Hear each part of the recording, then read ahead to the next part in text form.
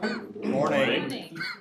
Morning, board members. Good morning, those of you that are in the audience and those of you that are joining us online. Today is, I hope, February the 21st, and it's time for the meeting of our committees of the State Board of Education. And it's my understanding, Ms. Petty tells me that when Mr. Benton gets here, we'll have all of our board members present for a meeting in person for the first time in a while. And I know that he's on his way, so, but I appreciate your commitment to being here today. Before we start our Rules Committee meeting, I've invited the President and CEO of the Georgia Partnership for Excellence in Education, Dr. Dana Rickman, to give us an update on GPEE's top 10 list. And so, Dr. Rickman, thank you for being here today. If you need an extra minute or two, I can give it to you. I can stretch if you need for me to, but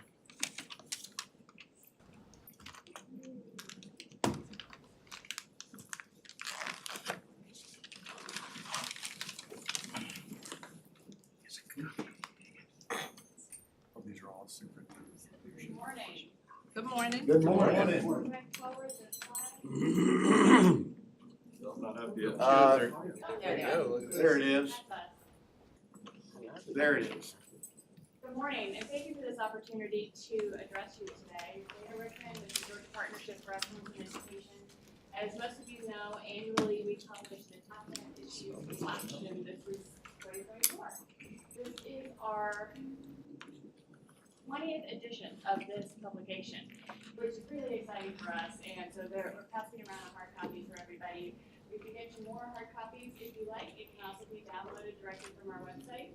And also good news this year, we have one-pagers that are actually one page, not the print two-sided one-page summaries of each of the top 10. For those of you that just want the quick highlights, it's also available on our website.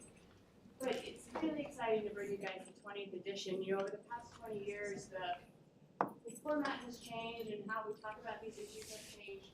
But one thing that has really remained consistent is why we do this and how we pull the information together. Many of you were very helpful last fall in really identifying the issues and thinking about what we wanted to bring forward. And the way we think about the top 10 is we really highlight, top issues that we think people are going to be talking about either in legislative session or, there's new national or local research. All the things that are on people's minds, but we also try and take the opportunity to maybe raise up a couple of issues that we feel are incredibly important that aren't being talked about. So maybe, shine a spotlight on them. And so very briefly, I'm going to go into detail in any of the 10. My predecessor, Steve Dollinger, used to like to joke that we're only going to spend about 5 to 10 minutes on each issue. And you see people doing the math and they fall over. We're not going to do that. But the top 10 issues this year, they are not in any particular order or order of importance, but they are in a particular order for how we group them. The first one, resetting the public discourse of rising above rhetoric and division. As we were pulling our advisory group together last fall and really thinking through what are some of the barriers to really proactive education and reform to really get us where we need to be, the discussions that keep coming up was really partisan politics and divisive rhetoric. And so we really just wanted to name that as an obstacle that all of us as the adults in the room need to grapple with and need to really think about how do we rise above the noise and the squabbling, really demonstrate solid leadership and really model how to come together around common cause and how to move it forward. And so we have a couple of examples in there, especially how we can foster this on the local level for local communities to really set their local priorities and work together on how to move this work forward. Issues 2, 3, and 4 are grouped together because we feel like those are the hot sort of legislative priorities, the windows of where people are really focused right now. The first one, of course, is literacy. You may have heard one or two things about literacy of late. So if you want to hear more, I suggest you dive into issue number 2. Issue 3, student mental health. Clearly, students and educators, and frankly all of us, are still reeling from the mental health effects of the pandemic in the past now going on 4 years. And so really looking at how schools and communities can ensure that and continue the work that is being done to address student mental health. And then the fourth one, access to quality childcare, removing workforce barriers. We talk a lot about it in the early care industry, access to quality care, and it is in fact the closest thing we have to a silver bullet in terms of getting students ready. It's not, but it's the closest thing we have. But what we don't talk a lot about is the ancillary benefit of the economy can keep running when children have access to high quality early care. And so really removing some workforce barriers for parents and families that want to engage actively in our economy but need some high quality care for their children at the same time. And so we look at that issue. Issues 5, 6, and 7, we call sort of people-centered issues, really looking at investments in the people of Georgia and how these things are working. The first is career pathways, demand-driven approach. I know there's been some talk in the legislature this session around sort of aligning the high demand career initiatives, but really thinking about what workforce pathways make sense in different communities for their own local economy, and really lining up the K-12 post-secondary pathways so that as students come out of K-12, they have options and they don't have to move, or they can stay where they want to be and really help the local economy. Educator recruitment, new paradigm for districts. Looking at our teacher of the year here, there's some options in terms of how we think about induction and how we support and mentor new teachers during that first year. And there's some ideas in there that have shown to really not only make the induction process better for the teacher in their first year, but results in longer retention over time. So really looking at dual mentorships, apprenticeships, residencies, things like that. Issue 7, the superintendent struggle. Many of you in the room know that in December of 2019, a local superintendent's job was nearly impossible. Since then, it's gotten untenable. And many of you know that since 2020, about 50% of our local superintendents have turned over in terms of leadership. And so you're thinking about making long-term systemic change in any organization. If you have a new leader every 2 years or so, you're not going to get a lot of traction. And so that one really digs into how do we have sort of statewide supports so that every superintendent or pathway to superintendency has the support and resources that they need to be successful in their job. Finally, 8, 9, and 10 are grouped together. We think about making communities sort of resilient to massive change, resilient to economic shocks that are coming, resilient to, gosh, I hope not another pandemic, but as things are moving quickly and the society is changing quickly, how can we set up communities and the school systems to be responsive to those changes? We all know about the funding cliff that's coming as the federal money ends in September. On average, districts are looking at losing about 10% of their total funding moving forward. How do we compensate for that and help them figure out where to put their now scarcer dollars? Corporate connections, number 9. This is on the post-secondary side. There really is a reimagining of how businesses are partnering with post-secondary, especially with TCSG, but a little bit on the USG side too, about delivering instruction to those enrolled in these post-secondary programs and really changing where we meet students who more likely than ever are adults with families and other responsibilities. How do we quickly get them trained back into the workforce? There's a bunch of new models there. And finally, number 10, the 1.25 million more credentials. Many of you are familiar with our EdQuest Georgia state policy plan, which has a North Star goal of 65% of our adult population needs to have a post-secondary credential of value by 2033. Our economic development goals really demand that. A lot of you, I'm sure, have heard about the current talent gap. It's going to keep getting worse, and so to support our economic growth, we need more people with credentials, certificates, diplomas, all the things. And my author here did the math. From where we are now at about 52, 53%, we need 1.25 million more. There's not 1.25 million kids in the pipeline between now and then, thinking about, so we need a couple of different structural approaches that we need to change. One, making sure all the students who are in the K-12 pipeline properly prepared to be successful when they go to post-secondary, but as a state, we also have to look at re-engaging the adult population. Those who currently have a job that are about to be phased out due to automation, how do we reskill them, get them back in? We have a significant portion of Georgia's adult population that is low literate and needs to be trained up and skilled.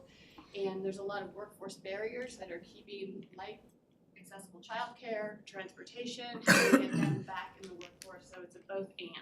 So as we think about education policies, it's important not to just think about early learning or K-12, but the adult population workforce as well. That's my summary. If there's time, Mr. Chairman, I'm happy to take questions. And I will promote them to Matt Smith, who wrote this beautiful piece of. Martha? So, and I haven't had time to read all the background in this yet, but on number one, for me in my districts, that is the number one thing that comes along, because it seems to me it's a communication issue where, and I think number 4 ties into it too. Okay, so you've got school boards that have inconvenient meetings, don't make them available, parents don't hear about them, and then they don't hear about things until after votes have already been taken, and then they're told, well, the vote's already been taken, they feel powerless. So when a parent who's already frazzled because of all these things you've talked about is told there's nothing you can do because this decision's already been made, it creates an angry situation, or it can create an angry situation.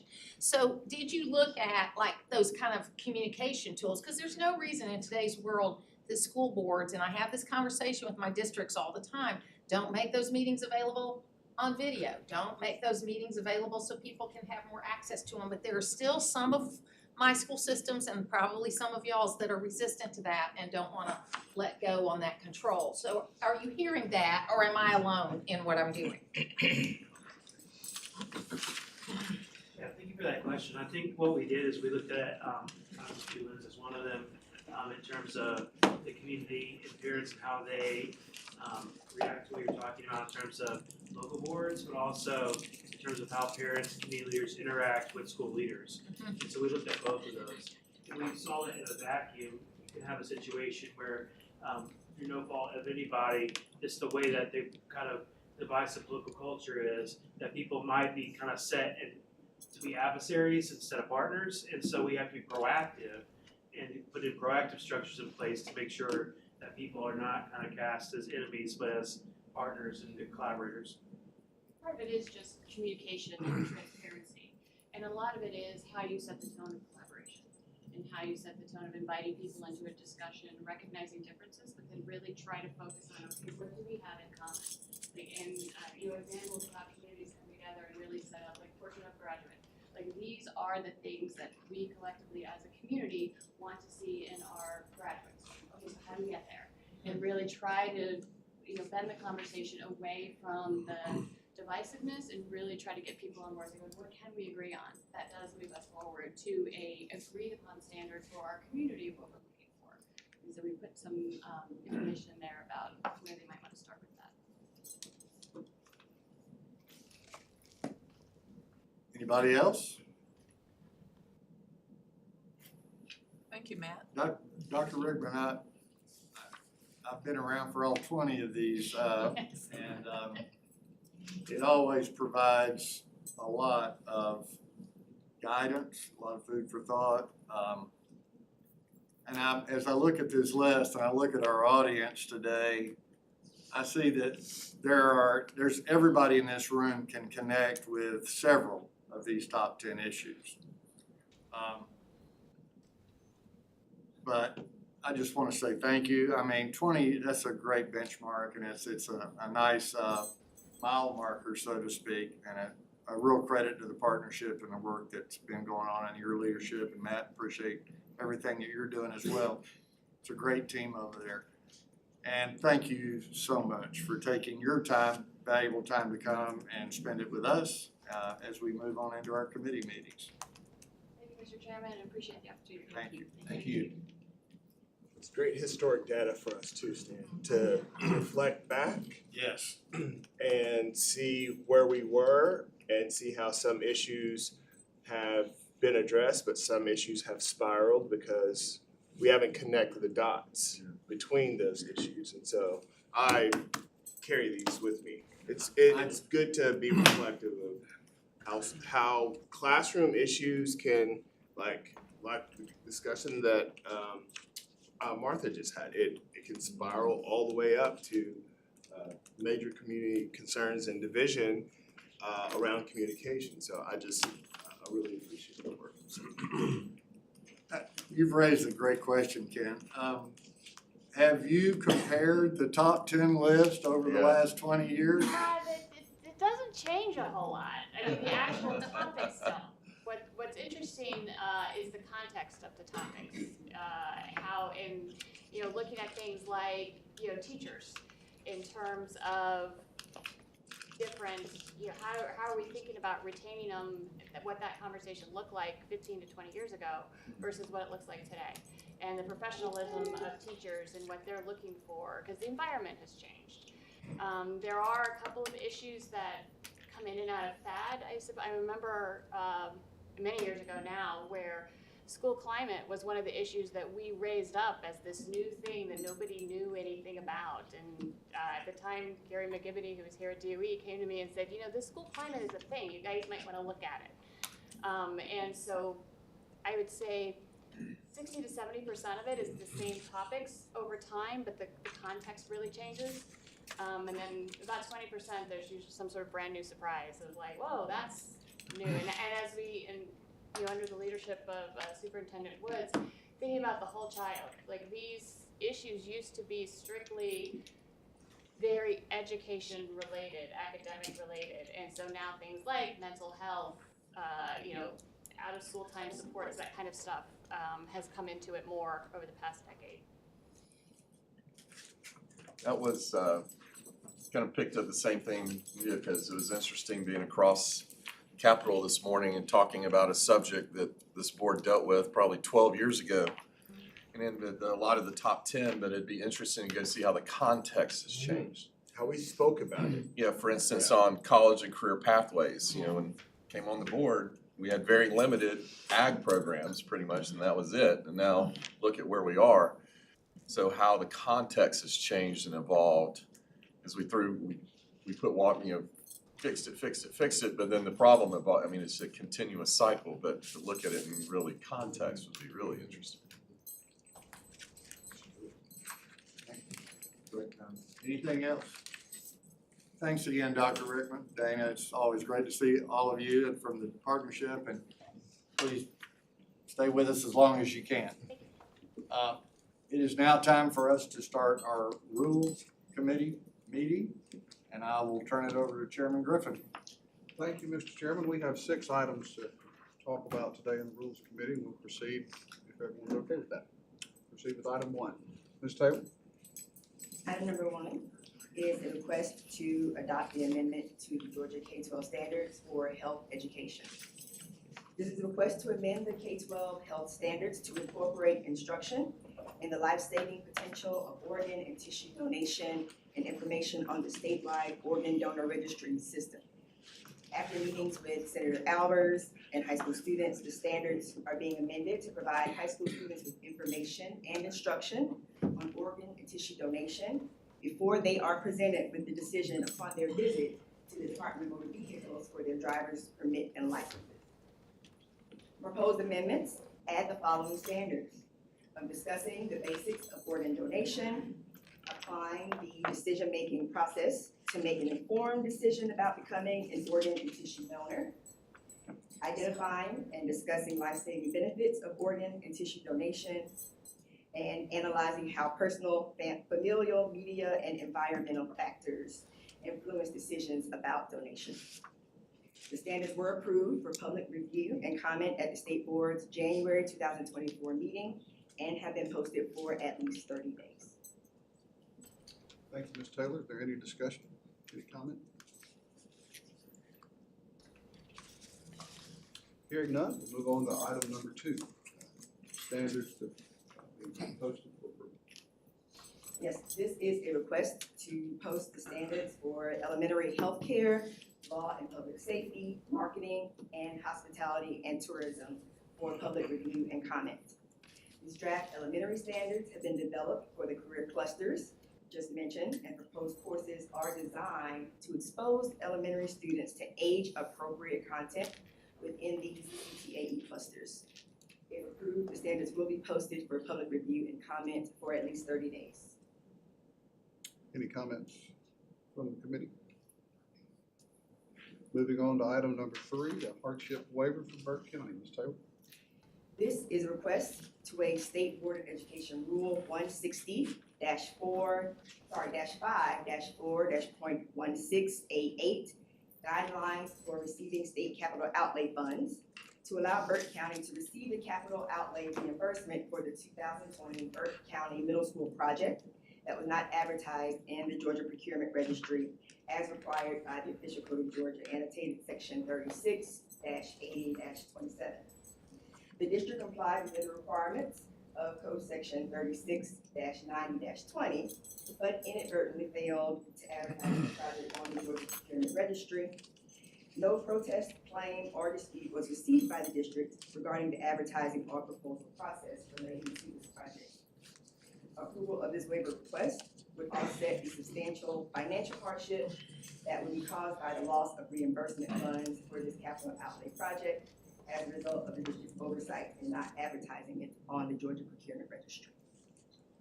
Thank you, Ms. Taylor. Any questions or comments? Any questions?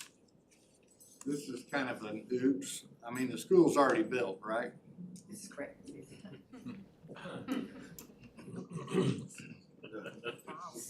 Just a, it's a little more than a scrivener's error. And we make sure that these procedures and processes have been explained to the superintendent and that staff to make sure that these types of oversights don't happen again. Yes, our team Okay. follows up with them. Sometimes it happens because of turnover in staff or things of that nature. We don't get these type of requests often. I think the last one we got was back in 2020. Mr. Johnson? I had a question by email. We have to comply with this obviously at the city level too. Just to reiterate, the waiver doesn't affect that they violated state law. It's because they didn't post the registry. So I just want to make clear that, or make sure I understand, our waiver, you can't waive state law. So we're just applying, approving a waiver to amend our policy. So they can get those. So they can get reimbursed. Okay, because the state law violation's still there, but that's not under our purview. That's correct. Okay. It's for the waiver of the guidelines so that the system can receive the reimbursement. Okay. I just want to go on record as saying Matt is not a lawyer, and that sounded very lawyerly. I've been mean to you. It's early. He's thinking on the context of city government. Yeah. We have to follow. So, And let the record show that I lost control of the meeting at 10. Any further comments? Second. All right, All right, moving on to item number 4, title waiver request for McIntosh County, Title 20 waiver. McIntosh County Schools is seeking a waiver of the portion of the official code of Georgia annotated, section 20-2-51C4A, which provides that no person who has an immediate family member serving as a school principal or assistant principal or other higher position may serve on the local board of education. This law also stipulates that if the local education agency's initial fall enrollment count conducted in 2009 pursuant to state code does not exceed a full-time equivalent of 2,800 students, the State Board of Education shall be authorized to waive its rule and law upon request of a local board of education or an individual attempting to qualify to run for the local board of education. The spouse of a current local board member in McIntosh County Schools is employed as an assistant principal with the district. And McIntosh County Schools does have an FTE of less than 2,800 and is requesting a waiver to allow the current board member to qualify to run again to serve on the McIntosh County Board of Education. Any comments from the committee? Yes, ma'am. I have one comment.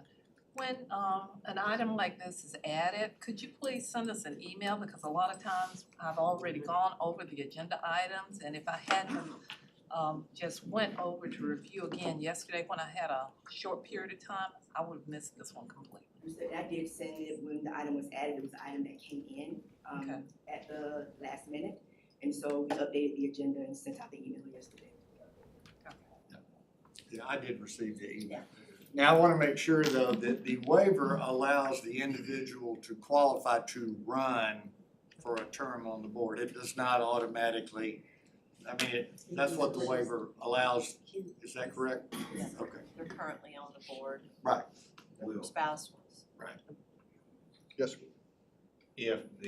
So this allows for this board member to qualify. Let's say he wins, he goes again. Will he have to apply for another waiver when he has to qualify for his other term? Is it for every term? Yes. it's So just like another time. a waiver here, he wins, he runs again, serves his term. If he wants to serve again, he has to apply for another waiver every time he qualifies. Okay, thank you.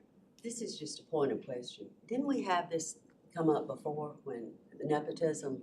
Yes. And did we decide to give waivers for nepotism?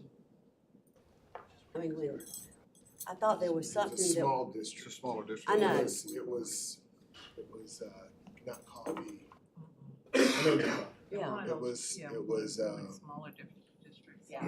it is because less? yeah, it was a, relationship between like a principal and a board member, but it was a small community, and I think that was the waiver. so the governance of this, board would not be affected by this person serving and having someone that's related. Is that true? Is that right? Well, that's an open question, I think. Should not. We hope that would be the case. Okay, all right, I was just asking. One additional question. Remind us what the threshold is for a small district? How many students? 2,800 students. Right. And less. Right. Okay. Thank you. Any further questions, comments? All right, item number 5. High quality instructional materials as required by HB 538. Ms. Taylor? The Georgia Early Literacy Act, House Bill 538 from the 2023 legislative session, requires the State Board of Education to approve high-quality instructional materials to be used for teaching students in kindergarten through 3rd grade to read. The Department of Education commissioned the services of the Georgia Language Arts Supervisors to facilitate a review of instructional materials. This group formed a committee of literacy curriculum leaders from each congressional district, along with representatives from the Governor's Office of Student Achievement, institutions of higher education, the Georgia Curriculum and Instructional Supervisors, and instructional leaders recommended by state board members from each of their respective areas.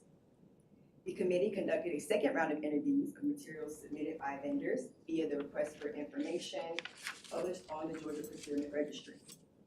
Submitted materials were reviewed against the 8 components of foundational literacy skills and structured literacy outlined in House Bill 538.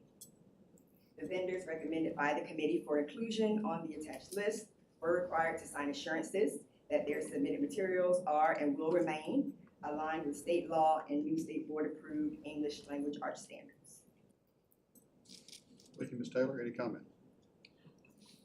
Nelson? Yes, sir. Mr. Go ahead. Slade. Go ahead. No, I'm not after you, Helen. No, I refuse to be first. Go ahead.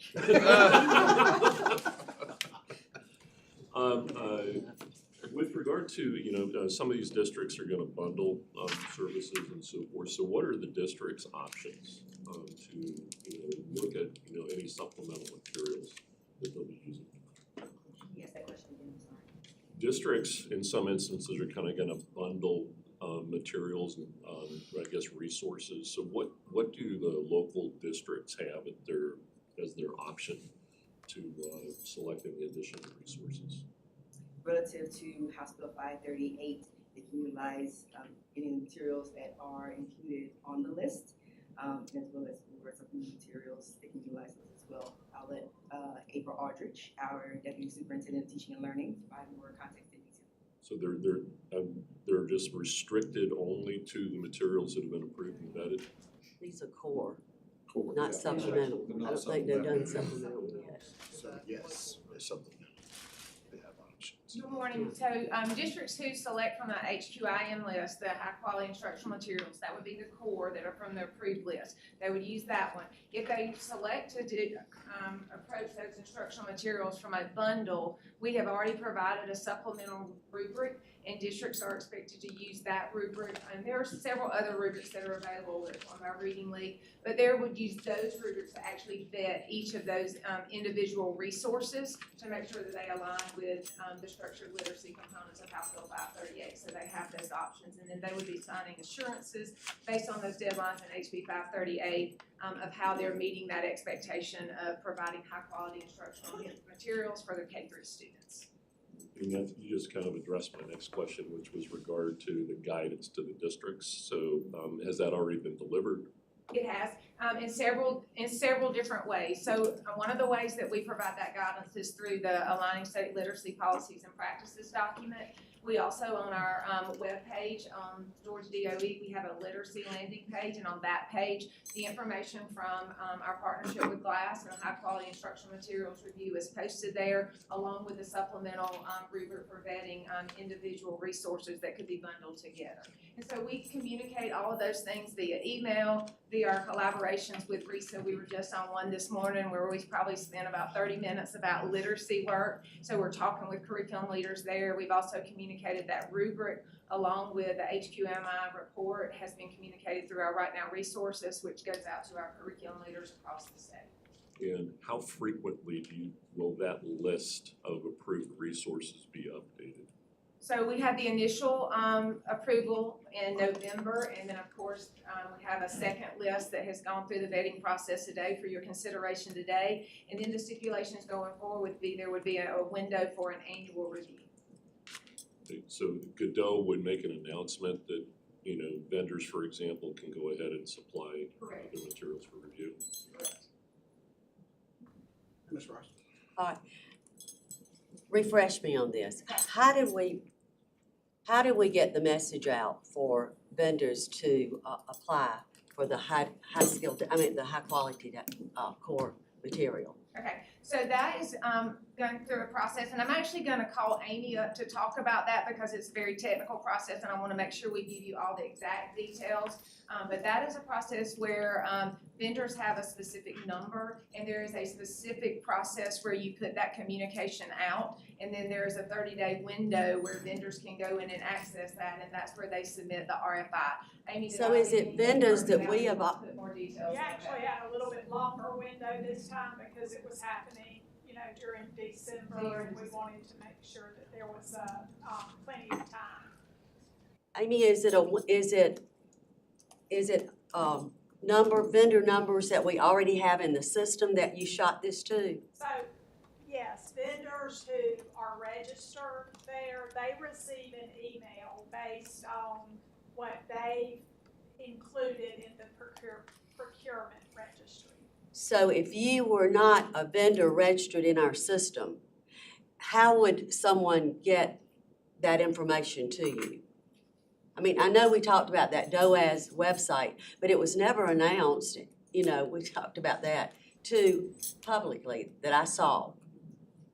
That if you want to register a high quality core instruction, you know, send this to this website. They would have to register on the procurement website.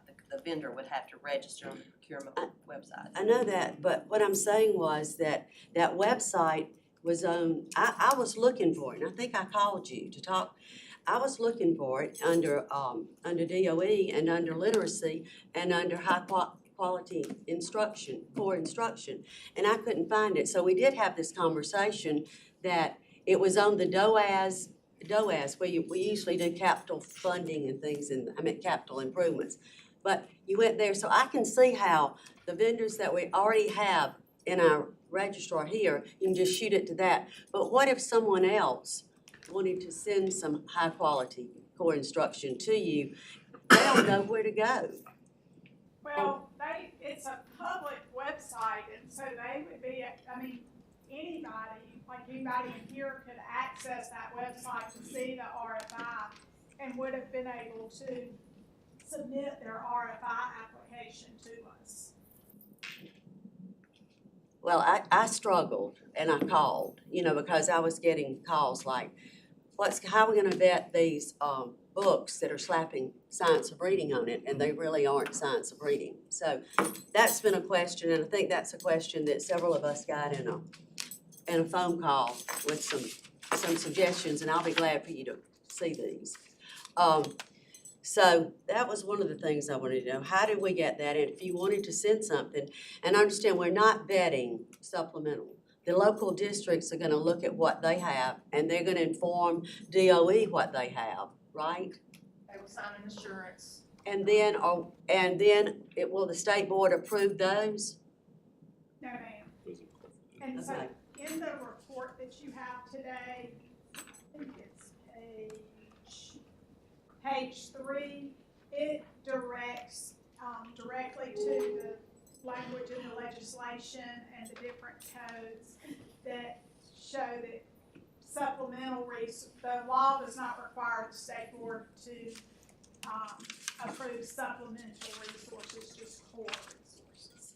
And so that's what our reviews have included, is core resources. So it's my understanding that the LEAs, their local boards, basically, they're trusting that their district has, vetted these materials.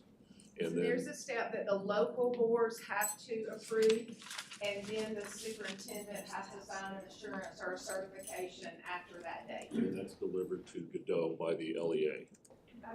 Those dates are December 1st, 2024, and then December 15th. So December 1st, the local Board of Education would have to approve what their district has selected to use as their core. Okay. And then the superintendent will certify to DOE on December the 15th. And then annually after that, every year, the district will have to certify how they're meeting the expectations of the legislative language that they have to provide high-quality instructional materials to K-3. And the vetting is based on the rubric that Godot has provided to the LEAs. That is based on local choice and control, whether they use an approved core material from the HQMI list, or if the LEA chooses to bundle supplemental, then they would be vetting each of those supplemental resources to ensure that they meet the legislative intent of House Bill 538. And that is what their local boards will approve, just like you guys approve the HQMI list. Their local boards will be reviewing that through whatever their local process is. They will approve their district's selection, and then the superintendent will then certify that process through the process that is used to Godot. Does that make sense? So it's a couple of steps to make sure that the local system has a process for vetting and understanding what they've selected and how they sign off to DOE that they're meeting the legislative intent. So in the bundling of those, it has all those phonics, phonemic, it has everything. Maybe one thing might lack something, so you bundle something else to provide. Is that correctly? To provide everything that makes up the intent of 538. Correct. Okay, so, and it does say, I'm looking at, it does say that, and the local systems will provide an annual report by the DOE, to the DOE of their. That's on December, the first one is December the 15th of 2024. And then annually, every year after that, there will be a certification process. In the same time frame every year? It will be by August the next year. The next year will be in August. So the first year's in December, following years are in August? Correct. Got it. Okay, so what we are voting on today is what Amy, your group, What you're did this reviewing today rubric is a with the second- yellow? Yeah, it's a second list. So in November, the GLASS committee with their work brought a first list of core materials for your consideration. And the state board voted on that and adopted that list. And then what we did was we extended another opportunity for additional vendors or to submit an RFI. And that was that window between the November board meeting and that closing date. I think it was January the 15th or 17th. Don't quote me on that date. There's a lot of dates to keep in the head. But in that January timeframe, then our committee, the same committee that completed this work and made the recommendation in November. They went through all the additional RFIs that have been submitted. They used the same process. They worked together, and now what you have before you today is an additional list of high-quality instructional materials that are defined as core for your consideration. And if approved, those additional core products would then be added to the existing list that was approved in November. And then from there, consequently, every year annually, there will be an opportunity for an RFI process. And there will also be an opportunity every year for local school districts to certify that each year they are using a core or a bundle of resources that meet the expectations and legislative intent of House Bill 538. And they will do that through local Board of Education approval and superintendent certification. I just heard you use the word "or," so can a district rely solely on supplemental resources?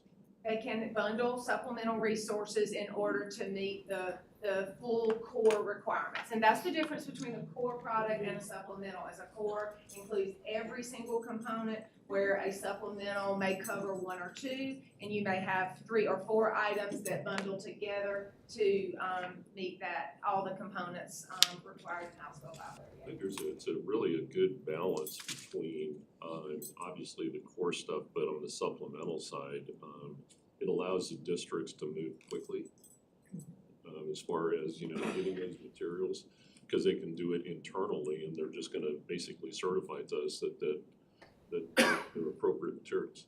And it allows districts the local control to look at what the needs are of their students, to look at the menu of data and all the pieces that are going on in their strategic literacy work to make a decision that meets the needs for their students.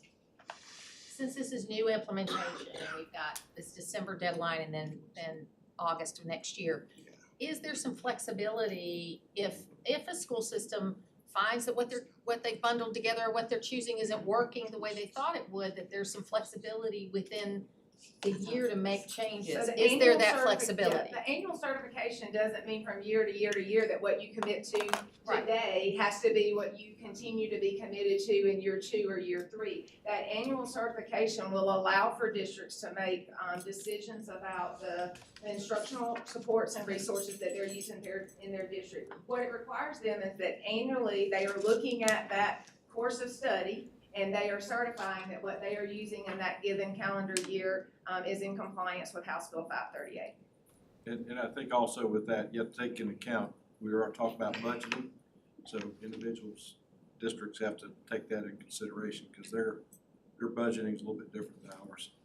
They have to. And that's true. And we also have districts that are in different adoption cycles and adoption years. So they currently may have a product that is on the HQMI list, but that doesn't mean in a year or 2 or 3 years, they may not be vetting another resource and make a move and choose a different product on that list. But this gives them the ability to certify annually that they are meeting the expectations.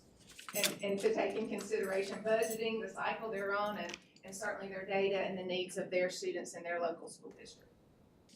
Yes, Mr. Chairman. 2 quick questions. One, if a vendor did not make it onto this list, when will be the next opportunity to be reviewed and perhaps be added to the list? I'll defer to Amy. So we don't have a cadence yet for these reviews, but we do know that we will need to have an annual review. We had 2 reviews very close together, and so we had a 2023 review and a 2024 review, and so my recommendation would be that we would stick to like this January timeframe for our next review.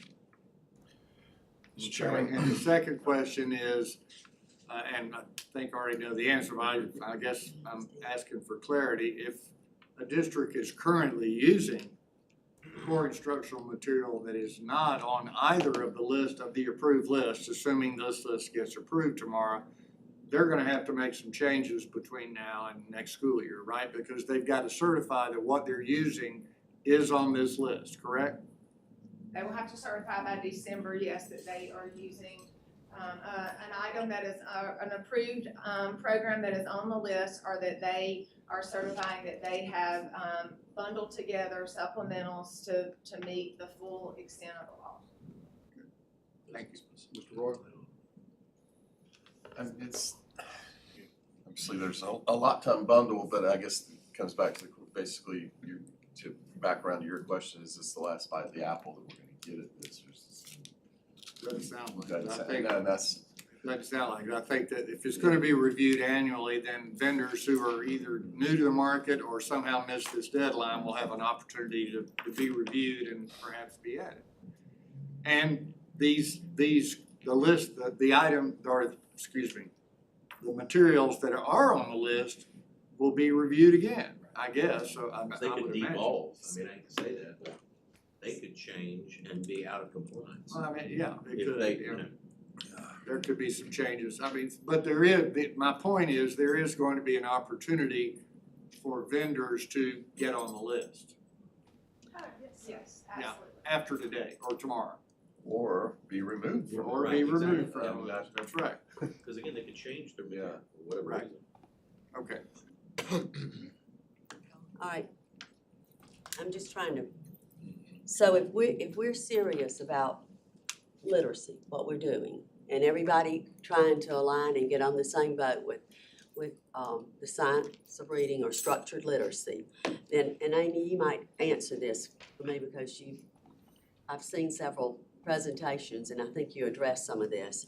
If we're really serious on the things that, the work that has gone into this from Amy Foss's team to kind of come up with a grade, to me, it's important that, and we're giving them some guidelines and telling them that these are the things that really are true core instructional material. They meet all of these assessments. So some of them don't quite have, some have some moderate spots in there. But you still feel like that they're strong enough that if a system uses it, that they're gonna have the same score in reading, you know, that's what we're trying to do. Make sure that our reading, their reading levels will improve. They'll have a good growth in their reading level. Is that fair to say? Well, I think that, you know, you can have materials, and if you're not using those materials with fidelity, then you probably won't get the results that you hoped for. And so there's still a lot of leadership that has to happen at the local school and district level to ensure just having great materials is not going to ensure that scores go up. Using great materials with fidelity and having great leadership among principals, assistant principals, curriculum directors, and even teacher leaders is what's going to make sure that those products are used with fidelity to that kind of change. And I guess we can't overemphasize that the things that are needed to be in these core materials are phonics, phonemic awareness, vocabulary, spelling, the fluency, the comprehension, and the sequence that it should be taught. And so I've heard you say this over and shown slides, but you know, and Amy, I've heard you say too that I tell this all the time and people are going, I didn't hear it. So I guess I'm asking, how are we going to ensure that what is voted on and what they see, that they understand really, and I think they do. I think our systems are really ahead, a lot of them, on what they're doing. But it's done, like you said, with fidelity.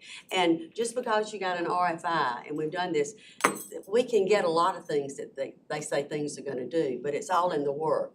So I am assuming that our task force knew enough about this to say that in the work of this really does what it says, because we bought books and we bought things in our systems before, spent a lot of money and thought it was the cat's meow and got in there and went, oh my gosh, this isn't doing that. And the task force that were largely recommended by our state board. Yes. You know, you'll remember that Dr. Powell and Dr. Herod asked Yes. for early literacy specialists. And they actually developed the rubric based on the requirements of House Bill 538. And so it was, you all appointed fabulous people that worked very, very hard during both rounds to make sure that these lists do indeed reflect high-quality instructional materials. Thank you very much. Any other comment? Thank y'all for your work. We'll move on to the last item, which is universal screeners list for discussion and potential action. Mr. Chairman, do you have comments about that tonight? Well, yes, I do.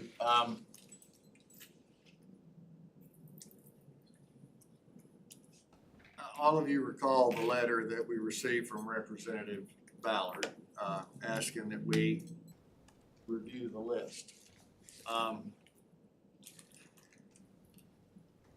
And all of you, I think, if you're not aware, the Deal Center evaluated 16 screeners and put them in 3 categories: strong, moderate, and weak. There were 8, and don't ask me to name them, but they're available, and I'm sure Ms. Denty could produce them if you like, but there are 8 that are listed in the strong category, 5 in the moderate, and 3 in the weak category. Now, just like core instructional materials, I think there's general agreement. I know with the educators in the room that you can put the best instructional material in front of a child, and without good instruction, the materials, as Amy says, if they're not used with fidelity, they're not going to work. You're not going to get the results you hope for.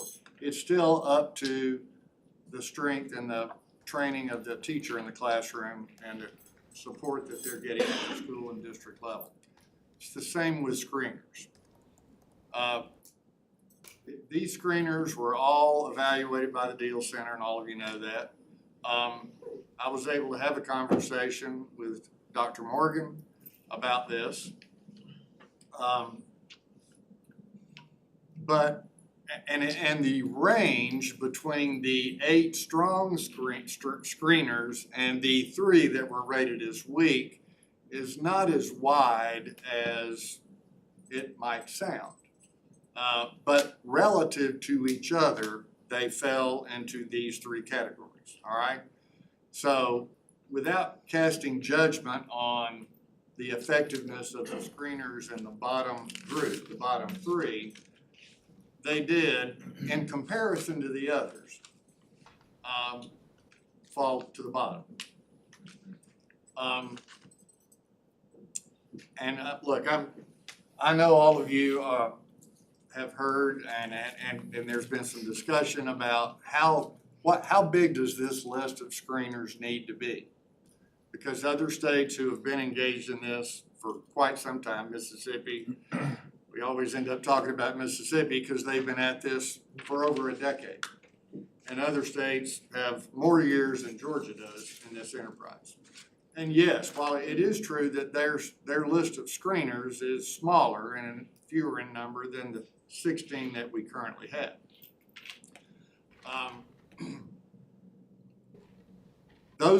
The number that they have now, they arrived at over time. Some quickly, some slowly, but they all started with a larger number of screeners. And from the information that I've been given from other states, the market, the free market works. Screeners that districts taught, there's a lot of superintendents in the room, and we're going to recognize them all later, but I can tell you that they talk to each other, curriculum directors talk to each other, assessment directors talk to each other, teachers talk to each other. This list of screeners is going to continue to get smaller because the market's going to drive that. And for a lot of reasons. Cost is one, quality obviously is one, training is one, and comparability. The screeners are a diagnostic tool. They are not an accountability tool. It's to find out where students are so we can start an intervention, okay? It's a diagnostic tool.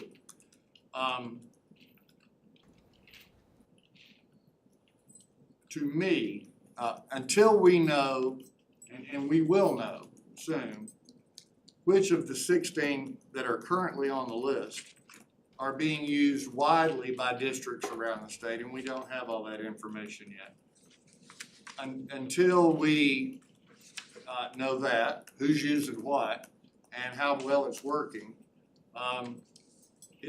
to me, it doesn't seem wise for us to rush into reducing the screeners immediately to a much smaller number. Because we haven't, districts have been using some of these screeners for years and getting results from them.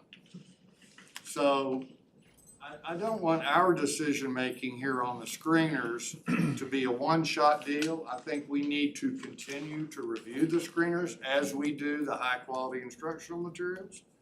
I think it's important that we give screeners who might be removed from the list a chance to get back on, to drive that continuous improvement. I also heard from a couple of superintendents that they lose a lot of bargaining leverage if there's not a lot of options. And so that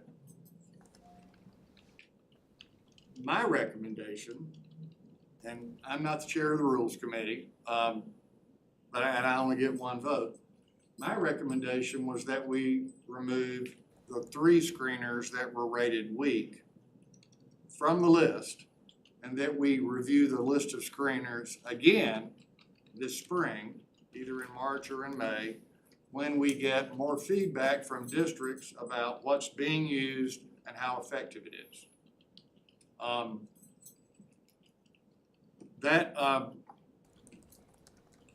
think it's a good first step, because I do think that this list will eventually get smaller and smaller and smaller.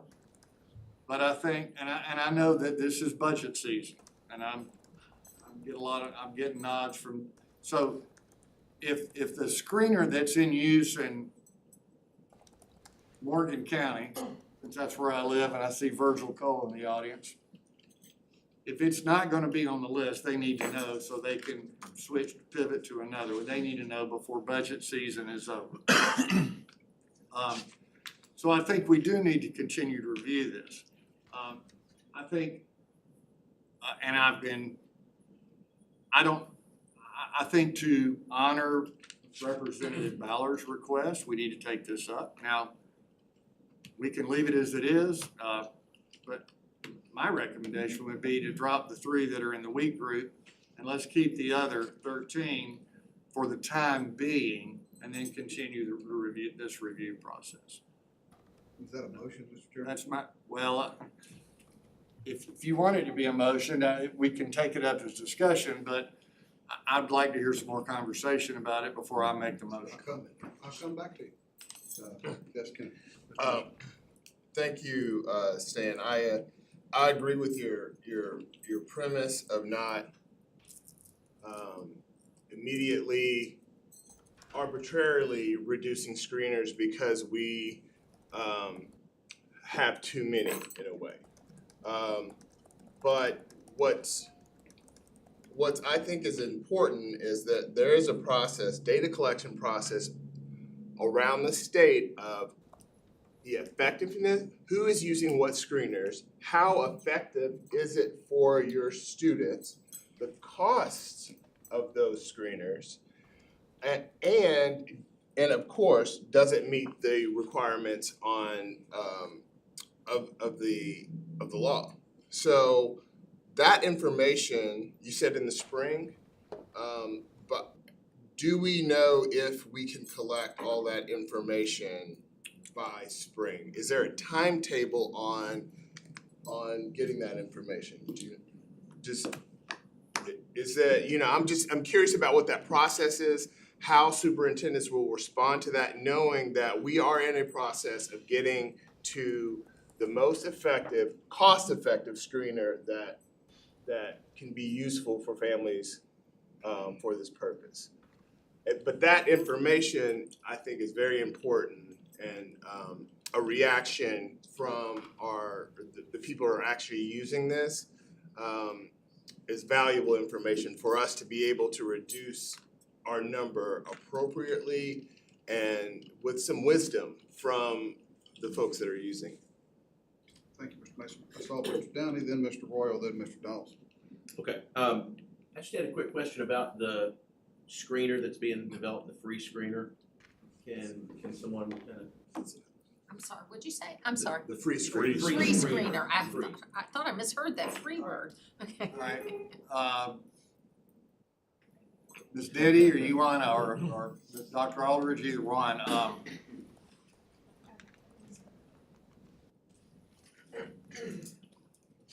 So we are working with DRC Beacon, which is one of our assessment vendors, to develop a free screener that will meet the requirements of both Senate Bill 48, which is our dyslexia legislation, and the Georgia Early Literacy Act, or House Bill 530. We started that collaboration with DRC Beacon almost immediately when House Bill 538 was signed into law. And so that screener is in the process of being developed right now. And the goal is that it will be ready by August of 2024. But it is not available right now for review because it is still being developed as we speak. Did we engage in a contract? I mean, was that ever done specifically for this with people? So there was not funding attached to the bill when it was passed, and so and listen, I don't believe this, but it's my understanding that we worked with a vendor that we were already working with, and who do this kind of work. But I don't know of a separate contract. well, let me ask a follow-up question to Mr. Downey's question, if you don't know. August is gonna be late. Yes. Not telling you anything you don't know. To me, it needs to be evaluated by the Deal Center, with the same fidelity that the other screeners have been reviewed. And then we need to leave time for training before the beginning of school next fall, because students are gonna have to be screened, I believe, during the first 20 days, is that correct? Correct. The first screening has to occur during the first 20 days of school. And I know you don't have an answer for this question, but can you impress on DRC that an August deadline's not gonna work? Well, we have impressed, and Dr. Lindstrom and I meet every other week with the development team, and we have impressed upon them the fact that we will need to be able to do training in summer, and so they're very well aware of the constraints there. And so, yes, we are impressing that. I'm done, Mr. Griffin, I think, and I jumped in line, I'm sorry. No, this is follow-up to that, Yeah. because I'm going, some of his time, because this is scaring me. Because I've seen too many movies up here in this floor where this has happened. Learned a few things. Nothing's free. Yeah. And when I hear meeting the requirements too often, not always, it's a race to the bottom. Just to meet the minimum requirements to get something else free. I can tell you, if I'm a parent of one of these children, now I'm not saying, I don't know, we haven't seen anything, but that's not acceptable. This is the biggest deal to these parents or these children that has ever happened in this building, period. And I just know we have people, this is not my forte. Helen will tell you, I'm budget, I rely on her for cricket. You were, I can spell it now at least. You don't get to say that. Yeah, well.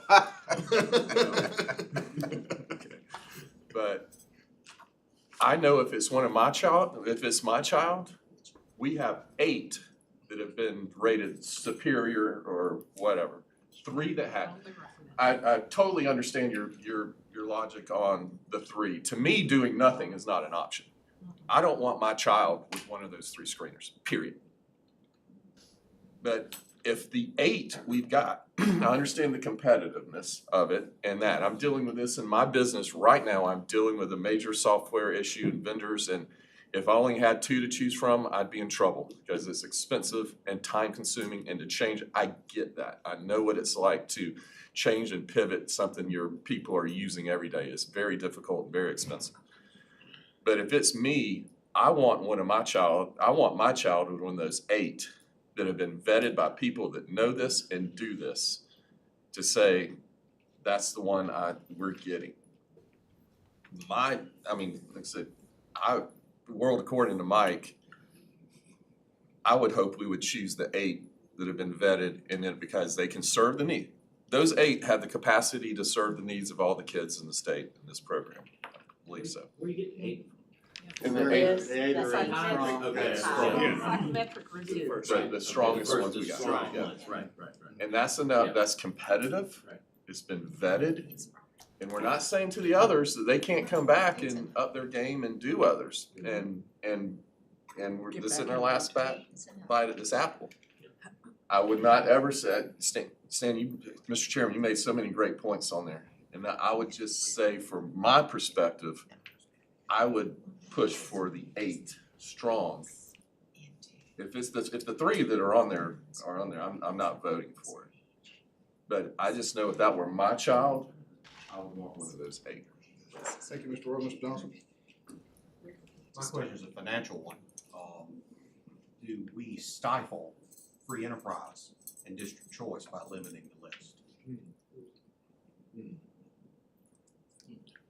That's just an open-ended question. Yeah, that was where I was going with the 8. I think if you got 8, that's a big pool. Well, Still I get think, total control too.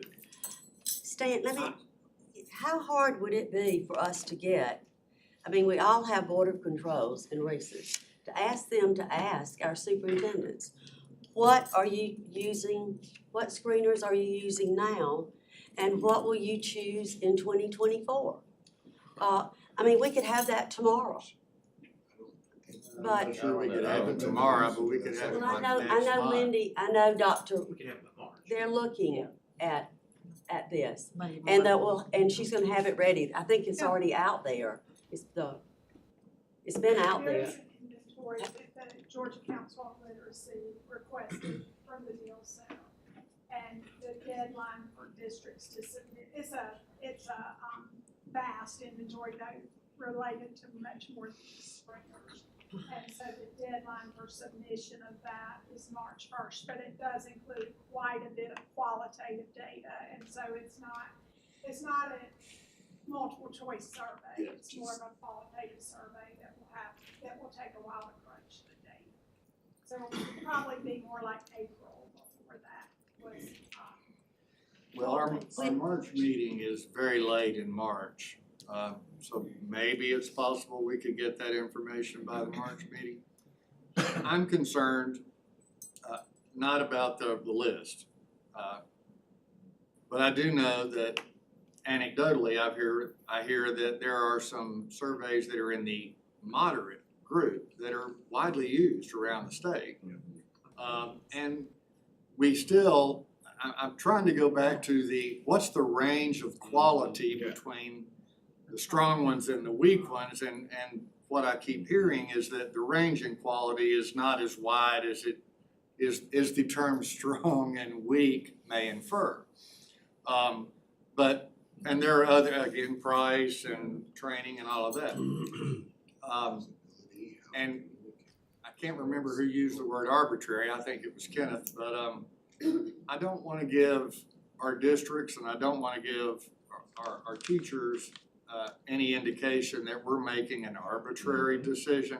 Now, Mike, I could be persuaded, once we know who's using what, that maybe ending with 8 is the way to go. Or somewhere between 8 and 13. I just think a good first step for us to take is, not the last step, but a good first step for us to take is to remove the 3 that are on the bottom.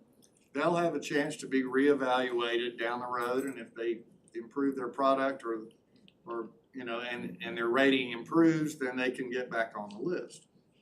But Mr. Donaldson's comment about choice and options and the market and bargaining leverage, I think is also, I know that there are people in the room that are very attuned to that, because that's the world they live in every day. I just thought this would be a good first step, that we could start working it way down, and we may, I think if we cut this list to 2 or 3, not only are we, or 5 or 6, even, you know, not only are we handicapping districts, but we're really handicapping our vendors. And I think we don't talk a lot about vendors in here. I mean, all of us have dealt with them, we know them. They're a partner in all of this. They're a partner in this process. And we want to continue to engage with them so they can improve the quality of their products and services. So that's the reason for my suggestion. We're not voting today, but my suggestion or recommendation is that we drop the bottom 3 for now, and then review it once we get the survey results back and have a chance to analyze that. Ms. Todd had a comment. I have a questioning. Since I'm a music teacher, I haven't been in a classroom where I've worked with a child and gotten a screener report. What does that report look like? What type of data would be on that? Sure, that's a great question, and really important when we're talking about screeners. So a screener report is going to give you some data. These screener reports are going to give you some data on where a child rests with things like phonological awareness, phonics. It's going to give you a big picture score of all of those big picture things that are listed in the legislation. But please hear this, a screener is the check engine light. We don't need to make any decision about what we do next with a child just based on universal screener data. That's the check engine light. Then we've got to lift up, so it waves the red flag, phonological awareness. And so then we have to lift up the hood, and we've got to check a little bit more to see, okay, what part of phonological awareness is this child having trouble with? Is it syllabication? Is it individual phonemes? That's where you get the real information. I'm not saying that universal screeners are not important. It's an important component of the whole picture. But we still have to do a lot more digging if we're going to truly close the gaps. And so it gives a big picture look at where the child is in each of the components that the screener is measuring. Awesome. So from a teacher and research perspective, what you said about keeping it broad at the beginning and the narrowing as we go along really resonates with me. Because if I'm a teacher and I have, I'm sitting in the classroom, I'm looking at a report, a check engine light on a student, right? I want to be able to compare that from year to year to see if I have growth. But if I change the car that I'm driving, then I can't make that data comparison. Now, if it's a junker car, we need to get rid of it, right? But at the same time, if I'm, as a teacher, trying to help a student, I need to compare from year to year. So it makes sense to me why those states would go broad and then narrow as they go along. So you can have some data comparison to know if the curriculum components that you guys have worked so hard to develop, if it's actually working. Because if we keep changing the way we receive that data, then we won't truly know. Thank you. Any further comments? Yes, ma'am. I agree with what Dr. DeJarnette said. We talked about that. And looking at the bottom 3 vendors, I think it will also help the districts that are more financially challenged to be able to put more focus on vendors that will meet the needs that they have within the district. So taking it down to 3 instead of removing 3, that's a big difference, and I agree with what you're saying. You have a broader spectrum and opportunity to look at the different vendors and supply and demand. It makes a difference as well, so I agree with that. Thank you. Any further comments? Just a quick one.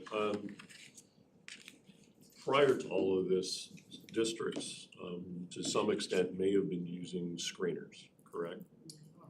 I don't know that we know what screeners they're using. I don't think we maintain an inventory. Okay, and some of these contracts may extend for a while. So if we're just like taking people off the list, will they still, I mean, now they're gonna have to double down. I mean, they may not be able to get out of their contracts. So let's say somebody entered into a 5-year contract 2 years ago, they got 3 years on this. So, I mean, you've got the potential that some of these districts, we're not maintaining an inventory, that they're gonna be hit twice. Cause now they're gonna have to use these identified screeners that are on the list, and then they're already saddled with what they've already determined they were going to use. So that's something you need to take into consideration as well. Now, whether any of those are the bottom 3 list, I don't know. I mean, we're not maintaining an inventory.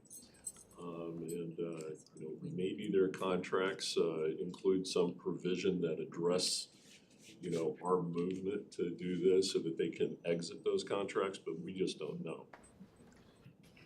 Is the goal to, Mr. Chairman, is the goal to bring it down to a level, hopefully, that the screener addresses the needs in the bill? I mean, the screener is just really, like you said, a temperature check. But if I've got a problem, then you're going to find out where my problem is, and then we want some time to monitor my progress and do those things. So we're looking to bring this down to something that across the state, as we get to that point, that we can compare apples to apples, and we're not comparing, this screener over here that doesn't have the all of the qualifications and validity and all the things that are needed. That we'll have some screeners that are in there that are really common to each other, but have everything that's necessary. Is that okay? Now, we're gonna have a full report on the literacy, Georgia's literacy plan, we're gonna have a full report on that tomorrow. And if there are some questions that are not related to screeners that you want to ask about the literacy plan or whatever, you'll have an opportunity to do that tomorrow. Ms. Denny was gonna join us again tomorrow. And with anybody she chooses to bring with it. But, today, in rules, we're looking at, taking a look at the list of screeners and making some adjustments. So so Mr. Chairman, I'll kick it back to you. So I asked the committee what is appropriate at this moment. I mean, we're not voting on any matter today, but. We're just deciding whether to put it on the consent agenda or pull it for a separate vote. So, but we don't know what that item is going to be, what that action is going to be as of this point. So is there any more If you want me to clarification? make a recommendation that we reduce the list by removing the 3 screeners at the bottom, I'm happy to do that. Is that a motion? I'll make that motion. I'll second it. We have a motion and a second. Is there any further discussion? Again, this is just to clarify what is going to be on the list of action items for tomorrow. All right, all those in favor? Aye. Aye. Any opposed? So Two. we'll need to pull it then. Okay, we'll pull it for separate votes tomorrow. So as of right now, we have 6 items for rules, and I did not hear a pull of any of the first 5 for separate vote. We have 5 for the consent agenda and 1 universal screener item for separate vote. That concludes the business of the Rules Committee, Mr. Chair. Thank you, Mr. Chair. Appreciate your work on that, and I appreciate the conversation. The next item on our agenda today is to go into executive session. I'll entertain a motion. So moved. Thank you. A second by Mr. Downey. All in favor? One Identify clarification. purpose. Pardon me? Oh, Identify the purpose. for the purpose of discussing personnel and potential legal and potential pending and possible litigation. And appeals. Thank you. Teamwork effort. Always. Yeah, all right. All in favor? All opposed? All right, we are adjourned until 1 o'clock, for executive session.